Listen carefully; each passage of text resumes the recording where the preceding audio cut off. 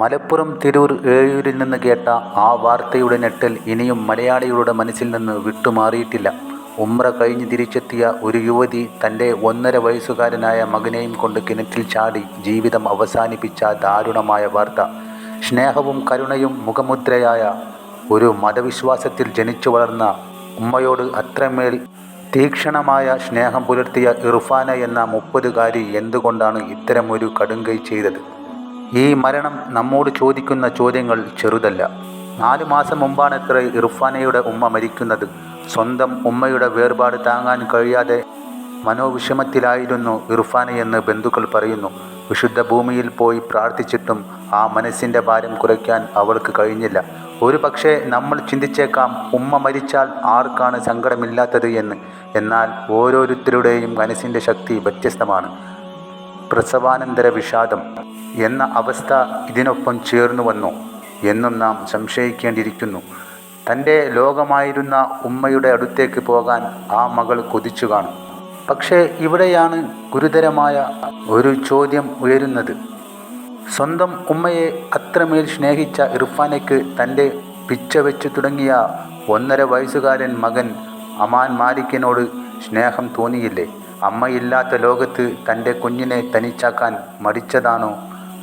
അതോ ആ നിമിഷം വിവേകശൂന്യമായ ഒരു മാനസിക അവസ്ഥയിൽ എത്തിയതാണോ? തൻ്റെ നെഞ്ചോട് ചേർത്ത് പിടിച്ച് വളർത്തിയ കുഞ്ഞിനെ മരണത്തിൻ്റെ തണുപ്പിലേക്ക് വലിച്ചെറിയാൻ ഒരു അമ്മയ്ക്ക് എങ്ങനെയാണ് സാധിച്ചത് എന്നത് വലിയൊരു ദുരൂഹതയായി അവശേഷിക്കുന്നു. ഉമ്മയെ സ്നേഹിച്ച മകൾ മകനെ മറന്നുപോയോ? സാധാരണ നിലയിൽ ഇത്തരത്തിലുള്ള മരണങ്ങൾക്ക് പിന്നിൽ പെട്ടെന്നുണ്ടാകുന്ന പ്രകോപനങ്ങളോ ദീർഘകാലമായുള്ള മാനസിക തകർച്ചയോ ഉണ്ടാകാറുണ്ട്. ഉംറ കഴിഞ്ഞെത്തി വെറും 10-15 ദിവസത്തിനുള്ളിൽ ഇത്തരമൊരു തീരുമാനമെടുത്തതിൽ പല സംശയങ്ങൾക്കും ഇട നൽകുന്നു. ഉമ്മയുടെ വേർപാട് മാത്രമാണോ കാരണം?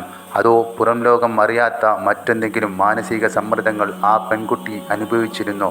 എഴുതിവെച്ച കത്തിൽ ഉമ്മയെക്കുറിച്ചുള്ള സങ്കടം പറയുന്നുണ്ടെങ്കിലും ഒരു പിഞ്ചു കുഞ്ഞിൻ്റെ ജീവൻ കൂടി എടുത്തതിനെ വെറും മനോവിഷമം എന്ന് പറഞ്ഞ് ലഘൂകരിക്കാൻ നമുക്ക് കഴിയുമോ?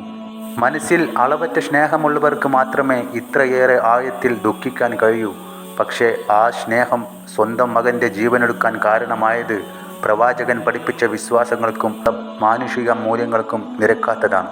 ഒരു കുടുംബത്തെ ഒന്നാകെ കണ്ണീരിലാഴ്ത്തിയ ഈ സംഭവം നമുക്ക് നൽകുന്ന പാഠം ഒന്നേയുള്ളൂ: നമ്മുടെ ചുറ്റുമുള്ളവരുടെ നിശബ്ദമായ കരിച്ചിലുകൾ നാം തിരിച്ചറിയണം. ഇർഫാനയുടെയും അമാൻ്റെയും വേർപാട് ഒരു തീരാ നോവായി അവശേഷിക്കുമ്പോൾ ഈ മരണത്തിന് പിന്നിലെ എല്ലാ പൊരുളുകളും പുറത്തു വരേണ്ടതുണ്ട്.